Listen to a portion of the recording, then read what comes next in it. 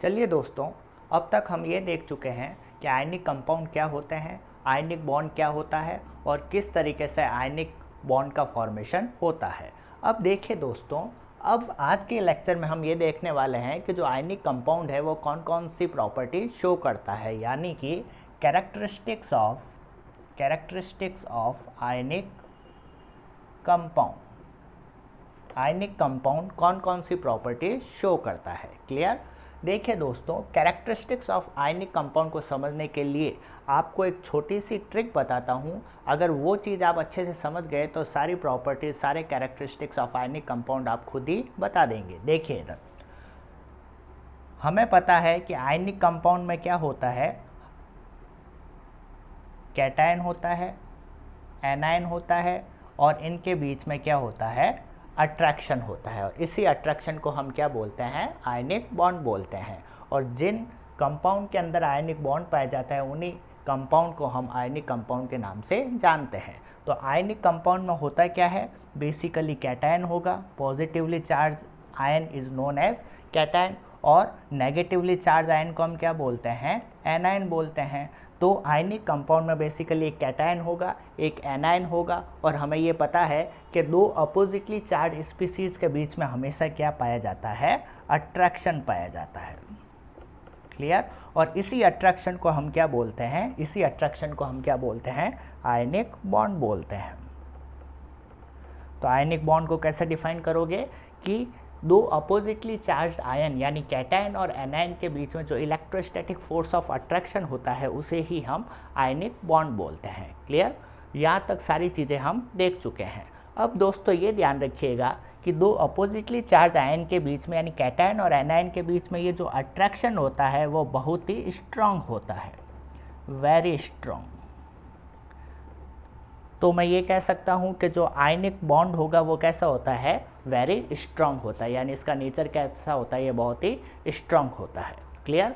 अब देखिएगा, अगर कैटायन और एनायन के बीच में अट्रैक्शन बहुत ज़्यादा है, तो ये एक दूसरे के पास पास में होंगे या दूर दूर होंगे। अगर अट्रैक्शन ज़्यादा होगा तो दिखती बात है कैटायन और एनायन के बीच की डिस्टेंस क्या होगी, कम होगी। सिंपल सा कॉन्सेप्ट है।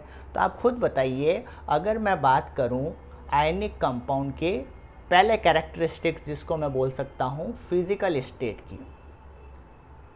फिजिकल स्टेट का मतलब ये होता है कि आयनिक कंपाउंड सॉलिड होंगे, लिक्विड होंगे या गैस होंगे। आपको तो बस ये सिंपल सा कॉन्सेप्ट ये ध्यान रखना है कि आयनिक कंपाउंड में कैटायन और एनायन के बीच में जो अट्रैक्शन होता है वो बहुत ज़्यादा स्ट्रांग होता है, यानी एक दूसरे को बहुत ज़्यादा अट्रैक्ट करते हैं। बस इसी एक कॉन्सेप्ट से आप सारी प्रॉपर्टीज़ निकाल लीजिएगा। देखिए, अब मुझे ये बताइए, अगर कैटायन और एनायन के बीच में अट्रैक्शन बहुत ज़्यादा है, अट्रैक्शन ज़्यादा हुआ इसका मतलब डिस्टेंस क्या हो गई, कम हो गई, यानी कैटायन और एनायन एक दूसरे के पास पास में होंगे। तो मुझे ये बताइए, जब एटम्स या आयन एक दूसरे के बहुत पास पास में होते हैं तो फिजिकल स्टेट सॉलिड होगी, लिक्विड होगी या गैस होगी? बिल्कुल सही, सॉलिड होगी। सॉलिड में क्या होता है, अपने को पता है इंटर एटॉमिक डिस्टेंस क्या होती है, बहुत ही कम होती है। और गैस में इंटर एटॉमिक डिस्टेंस क्या होती है, बहुत ज़्यादा होती है ना। मॉलिक्यूल या एटम्स या आयंस क्या होते हैं, बहुत दूर दूर होते हैं।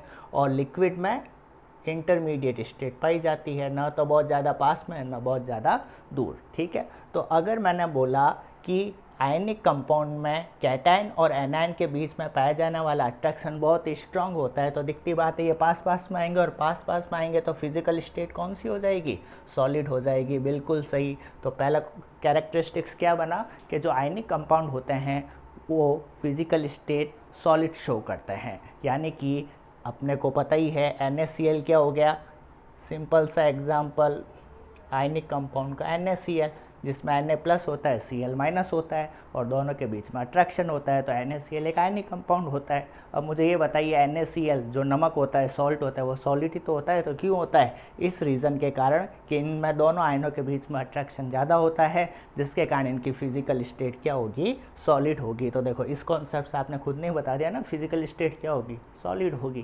क्लियर। अब देखिए, दूसरे कैरेक्टरिस्टिक्स की अगर मैं बात करूं, मेल्टिंग पॉइंट।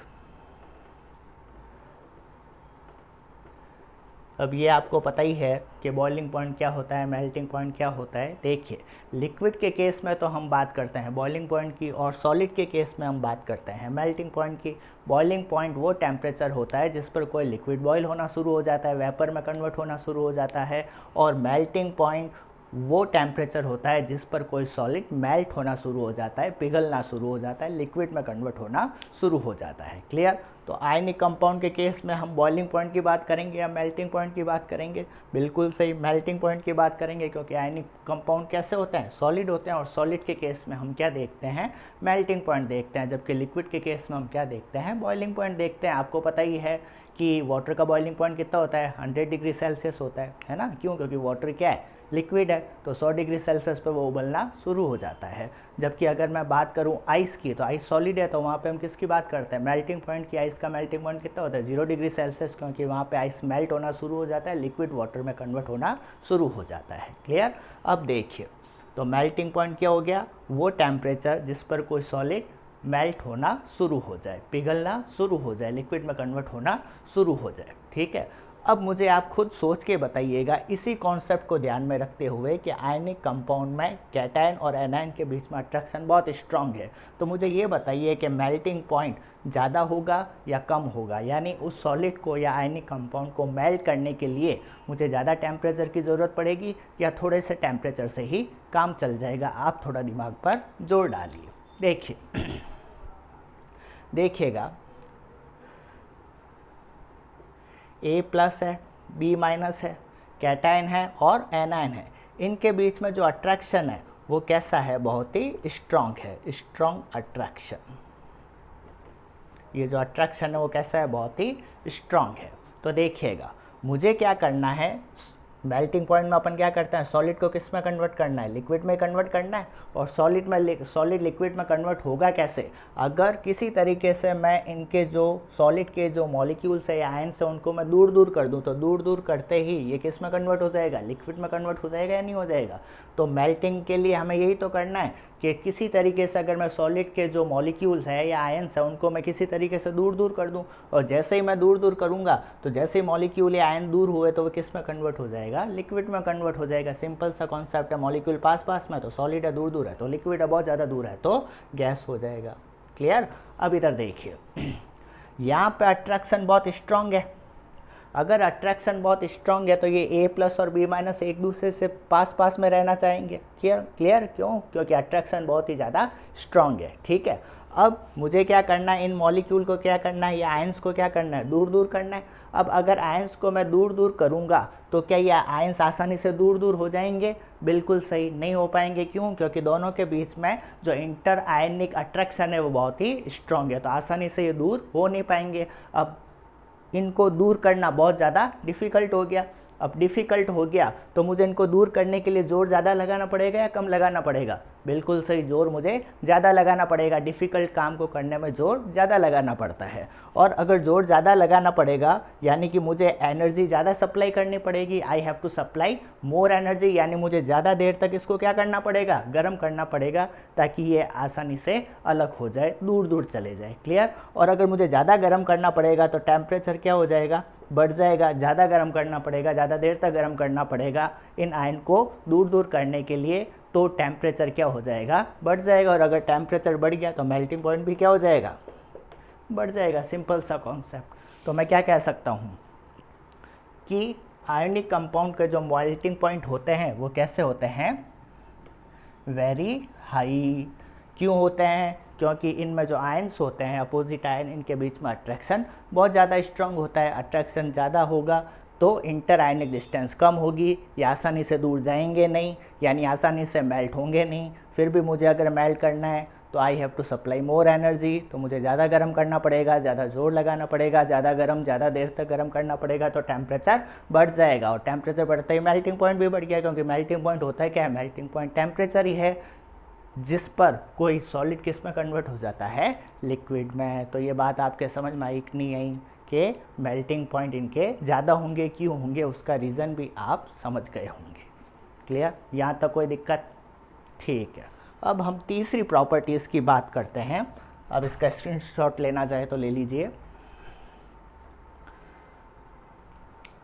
चलिए देखिए,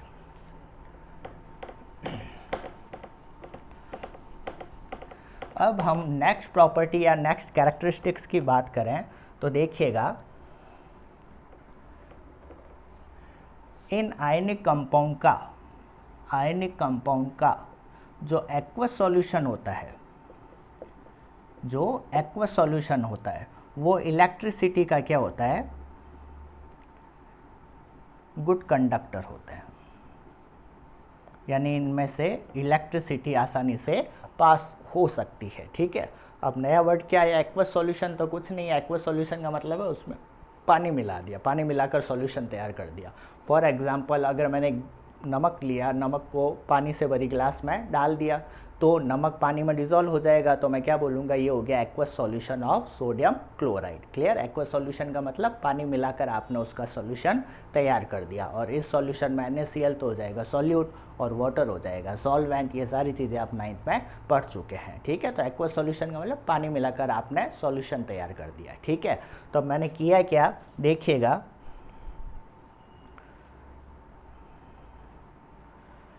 ये पानी लिया मैंने, इसके अंदर NaCl डाला, तो नमक अच्छे से डिज़ोल्व हो गया, यानी ये क्या तैयार हो गया, एक्वस सॉल्यूशन ऑफ NaCl।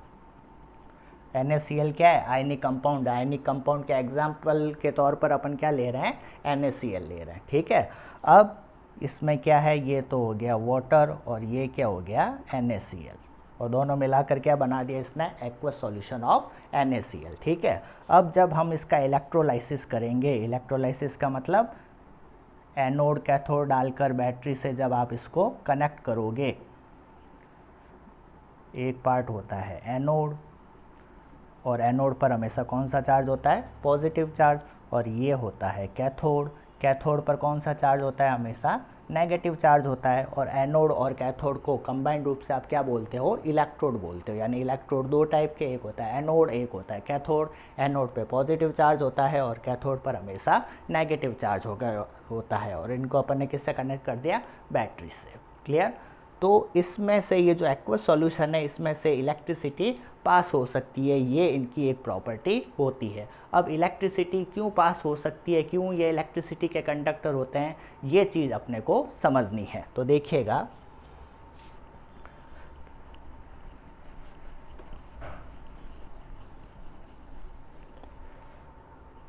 देखो भाई, एक कॉन्सेप्ट बताता हूँ। देखो, किसी भी चीज़ का कंडक्टर होने के लिए, कंडक्टर यानी उसमें से इलेक्ट्रिसिटी पास होने के लिए, फॉर पासिंग इलेक्ट्रिसिटी,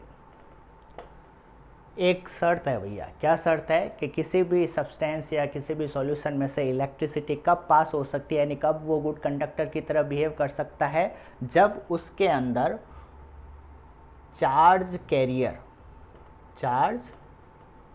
कैरियर का क्या होना चाहिए, मूवमेंट होना चाहिए। चार्ज कैरियर का मूवमेंट होना चाहिए। चार्ज कैरियर क्या होता है, नाम से पता चल रहा है, चार्ज को कैरी करने वाला, चार्ज को ढोने वाला, यानी जिसके ऊपर चार्ज पाया जाता है वो चीज़ मूव होनी चाहिए। क्लियर, चार्ज किस पे हो सकता है, इलेक्ट्रॉन के ऊपर नेगेटिव चार्ज हो सकता है, नहीं हो सकता है, तो इलेक्ट्रॉन भी चार्ज कैरियर के रूप में काम कर सकता है। और आयन होते ही क्या है, चार्ज कैरी करने वाले होता है कि नहीं होता है, कैटायन और एनायन, तो इनके ऊपर भी तो चार्ज है। आयंस के ऊपर भी क्या पाया जाता है, चार्ज पाया जाता है। इलेक्ट्रॉन के ऊपर भी क्या पाया जाता है, चार्ज पाया जाता है। तो अगर चार्ज कैरियर के रूप में या तो इलेक्ट्रॉन हो या फिर आयंस हो, इनका क्या होना चाहिए, फ्री मूवमेंट होना चाहिए। अगर मूवमेंट हो रहा है इन चार्ज कैरियर का, यानी कि या तो इलेक्ट्रॉन का मूवमेंट होना चाहिए या आयन का मूवमेंट होना चाहिए, तो वो इलेक्ट्रिसिटी का क्या होगा, गुड कंडक्टर होगा, यानी उसमें से इलेक्ट्रिसिटी पास हो सकती है। क्या ये बात समझ में आई कि नहीं आई? अगर इलेक्ट्रॉनों के मूवमेंट के कारण कंडक्टेंस शो हो रही है, इलेक्ट्रॉनों के मूवमेंट के कारण अगर इलेक्ट्रिसिटी पास हो रही है, तो उस कंडक्टेंस को हम बोलते हैं इलेक्ट्रॉनिक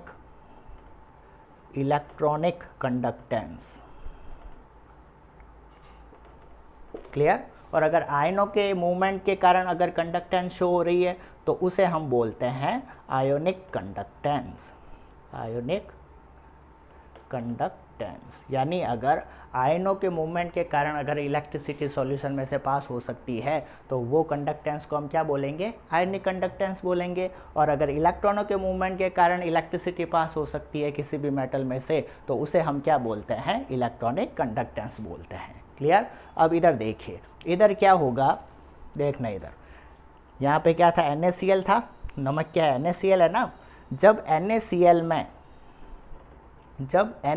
में इलेक्ट्रिसिटी यानी एक्वस सॉल्यूशन ऑफ NaCl में इलेक्ट्रिसिटी पास करेंगे तो ये NaCl किस में ब्रेक डाउन हो जाएगा, एक तो Na प्लस बनेगा और एक Cl माइनस बनेगा, यानी NaCl का डिसोसिएशन हो जाएगा किस में, Na प्लस में और Cl माइनस में, यानी कि ये चीज़ होगी भाई, NaCl किस में टूट जाएगा, एक तो टूट जाएगा Na प्लस में और किस में टूट जाएगा, Cl माइनस में। इसी में तो टूटेगा क्योंकि बना किससे, Na प्लस और Cl माइनस से ही तो बना है। तो अब क्या होगा, इस सॉल्यूशन के अंदर क्या प्रेजेंट है, Na प्लस प्रेजेंट है और Cl माइनस प्रेजेंट है, यानी आयंस बन गए। अब क्या होगा, जब आप इसको बैटरी से कनेक्ट करोगे तो हमें पता है कि अपोजिट चार्ज के बीच में हमेशा क्या होता है, अट्रैक्शन होता है। तो ये Na प्लस कहाँ पे जाएगा, कैथोड की तरफ मूव करेगा। क्यों, क्योंकि Na प्लस में कौन सा चार्ज है, पॉजिटिव चार्ज, और कैथोड पे कौन सा चार्ज पाया जाता है, नेगेटिव चार्ज पाया जाता है। तो Na प्लस किसकी तरफ मूव करेगा, कैथोड की तरफ मूव करेगा, और ये Cl माइनस किसकी तरफ मूव करेगा, एनोड की तरफ मूव करेगा। क्यों, क्योंकि एनोड पे पॉजिटिव चार्ज है और Cl माइनस में कौन सा चार्ज है, माइनस। तो प्लस माइनस के बीच में हमेशा क्या होता है, अट्रैक्शन होता है, अपोजिट चार्ज के बीच में हमेशा अट्रैक्शन होता है और सेम चार्ज के बीच में हमेशा रिपल्शन होता है। ये सारी चीज़ें हमें पता है। तो बेसिकली हो क्या रहा है, देखिए ये जो NaCl है, ये NaCl डिसोसिएट होकर Na प्लस और Cl माइनस का फॉर्मेशन कर रहा है। अब जब आप इलेक्ट्रिसिटी पास करेंगे तो Na प्लस कहाँ जाएगा, कैथोड की तरफ जाएगा, और Cl माइनस किसकी तरफ जाएगा, एनोड की तरफ जाएगा। तो आयंस का फ्री मूवमेंट हो रहा है या नहीं हो रहा है, Na प्लस जा रहा है कैथोड की तरफ, Cl माइनस जा रहा है एनोड की तरफ, तो ये मूवमेंट ही तो हो रहा है। तो आयनों का मूवमेंट ही तो हो रहा है, और आयनों का मूवमेंट हो रहा है तो ये इलेक्ट्रिसिटी का कंडक्टर होगा, यानी इलेक्ट्रिसिटी इसमें से पास हो सकती है। क्योंकि शर्त क्या है कंडक्टर होने की, कि या तो इलेक्ट्रॉनों का फ्री मूवमेंट होना चाहिए, आयनों का फ्री मूवमेंट होना चाहिए। इस वाले केस में किसका मूवमेंट हो रहा है, आयंस का मूवमेंट हो रहा है, यानी यहाँ पे कौन सी कंडक्टेंस शो हो रही है, आयनिक कंडक्टेंस शो हो रही है। तो आयनिक कंडक्टेंस के कारण, यानी कि आयनों के फ्री मूवमेंट के कारण ये क्या करते हैं, इलेक्ट्रिसिटी के गुड कंडक्टर होते हैं। क्या ये बात समझ में आई या नहीं है, क्लियर। अब देखो एक नई चीज़ और बता देता हूँ।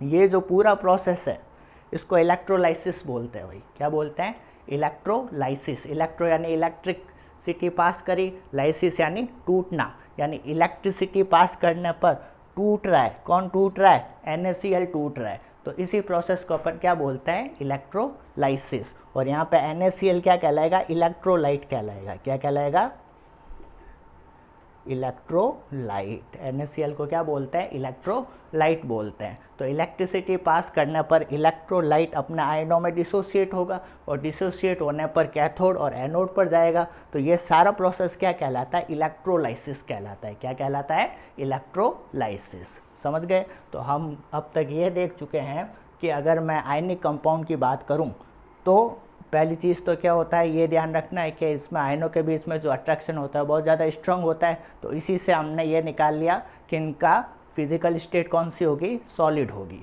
दूसरा, मेल्टिंग पॉइंट क्या होगा, इनका बहुत ही हाई होगा। और तीसरा, इनका जो एक्वस सॉल्यूशन है, खाली NaCl से काम नहीं चलेगा भैया, एक्वस सॉल्यूशन ऑफ NaCl होना चाहिए, है ना। खाली NaCl रख दिया तो आयनों का मूवमेंट हो जाएगा क्या, नहीं होगा। उसको मीडियम चाहिए कुछ ना कुछ। तो एक्वस सॉल्यूशन ऑफ NaCl में जब इलेक्ट्रिसिटी पास करते हो तो Na प्लस और Cl माइनस यानी आयनों का फ्री मूवमेंट होता है, और मूवमेंट के कारण ये इलेक्ट्रिसिटी के गुड कंडक्टर होते हैं। क्या ये बात समझ में आई या नहीं, ईजी है, सारी चीज़ें एक दूसरे से आप खुद कनेक्ट कर सकते हैं, क्लियर।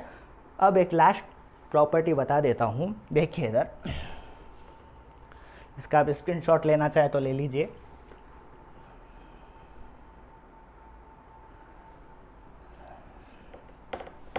अब देखिए तो आप खुद ही बता दोगे, क्या आयनिक कंपाउंड वाटर में सॉल्यूबल होंगे या नहीं होंगे, जल्दी बताओ।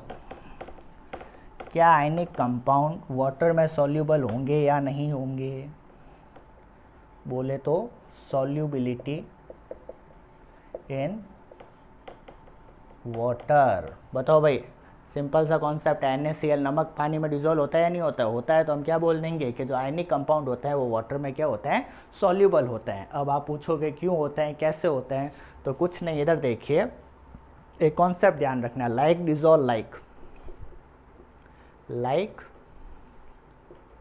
डिजोल्व लाइक, बस ये कॉन्सेप्ट ध्यान रखना है। यानी सेम सेम को डिजोल्व करता है। कहने का मतलब ये हुआ कि अगर पोलर सॉल्यूट है, पोलर सॉल्यूट है, वो किस में डिजोल्व होगा, पोलर सॉल्वेंट में डिजोल्व होगा। पोलर सॉल्यूट पोलर सॉल्वेंट में क्या होगा, डिजोल्व होगा। और non polar solute, non polar solute, non polar solvent में क्या होगा, डिजोल्व। लाइक हो गया ना, पोलर पोलर में डिजोल्व होगा, नॉन पोलर नॉन पोलर में डिजोल्व होगा। ये सिंपल सा कॉन्सेप्ट है, ठीक है। अब पोलर क्या होता है, नॉन पोलर क्या होता है, पोलर, पोलर वर्ड पोल से बना है। बैटरी के कितने पोल होते हैं, 2 पोल होता है कि नहीं, पॉजिटिव और नेगेटिव पोल होते हैं। तो अगर किसी मॉलिक्यूल में आपको प्लस माइनस दिख जाए तो वो कैसा हो जाएगा, पोलर हो जाएगा। अगर प्लस माइनस नहीं दिखता है तो उससे अपन क्या बोलेंगे, नॉन पोलर बोलेंगे। फॉर एग्जाम्पल, अगर आयनिक कंपाउंड के रूप में NaCl की बात करूँ तो NaCl पोलर है या नॉन पोलर है, बिल्कुल सही, पोलर। अपने को पता है Na प्लस होता है, Cl माइनस होता है, तो ये कैसा हो गया, ये हो गया पोलर सॉल्यूट। क्या हो गया, पोलर सॉल्यूट। पोलर किस में डिजोल्व होता है, पोलर सॉल्वेंट में डिजोल्व होता है। क्या वाटर पोलर है या नॉन पोलर है, बिल्कुल सही, वाटर कैसा होता है, पोलर सॉल्वेंट होता है। हमेशा ध्यान रखो क्यों होता है वाटर पोलर सॉल्वेंट। ये जब आप 11th में जाओगे तो इलेक्ट्रोनेगेटिविटी एक कॉन्सेप्ट आएगा, उससे आप समझ पाओगे कि वाटर पोलर सॉल्वेंट क्यों होता है। समझ लो कि वाटर में भी 2 पार्ट बन जाते हैं, एक पॉजिटिव पार्ट और एक नेगेटिव पार्ट। आप तो बस ये ध्यान रखिए कि वाटर कैसा होता है, वाटर कैसा होता है, पोलर सॉल्वेंट होता है। कैसा होता है, पोलर सॉल्वेंट। तो NaCl क्या H2O में डिजोल्व होगा, बिल्कुल होगा। क्यों, क्योंकि NaCl में 2 पोल बन गए, प्लस माइनस बन गया, तो ये पोलर सॉल्यूट हो गया। वाटर में भी 2 पोल बन जाते हैं, प्लस और माइनस, तो उसे अपन क्या बोलेंगे, पोलर सॉल्वेंट बोलेंगे। और अपने को पता है कॉन्सेप्ट क्या कहता है, लाइक डिजोल्व लाइक। तो पोलर सॉल्वेंट किस में डिजोल्व होगा, पोलर सॉल्यूट पोलर सॉल्वेंट में डिजोल्व होगा। यहाँ पे NaCl पोलर सॉल्यूट है और H2O पोलर सॉल्वेंट है। तो दिखती बात है कि पोलर NaCl पोलर वाटर में क्या हो जाएगा, डिजोल्व हो जाएगा। ये कॉन्सेप्ट होता है कि आयनिक कंपाउंड वाटर में क्यों डिजोल्व होते हैं। क्लियर। अब देखिए, ये जो आपका पीरियोडिक टेबल वाला जो चैप्टर है उसमें जब अपन इलेक्ट्रोनेगेटिविटी डिस्कस करेंगे तो वहाँ पे आप समझ पाओगे कि H2O यानी वाटर पोलर क्यों होता है, हम क्यों इसको पोलर सॉल्वेंट की तरह ट्रीट करते हैं। ठीक है, अभी आपको यहाँ पे इसकी जितनी ज़्यादा ज़रूरत नहीं है। क्लियर। तो दोस्तों, आज के इस चैप्टर में हम कैरेक्टरिस्टिक्स ऑफ आयनिक कंपाउंड अच्छी तरीके से देख चुके हैं, देख क्या चुके हैं, अच्छे से समझ चुके हैं। और इतने अच्छे से समझ चुके हैं कि रात को कोई नींद से भी उठाकर पूछेगा तो हम उसको अच्छे से एक्सप्लेन कर पाएंगे। क्लियर।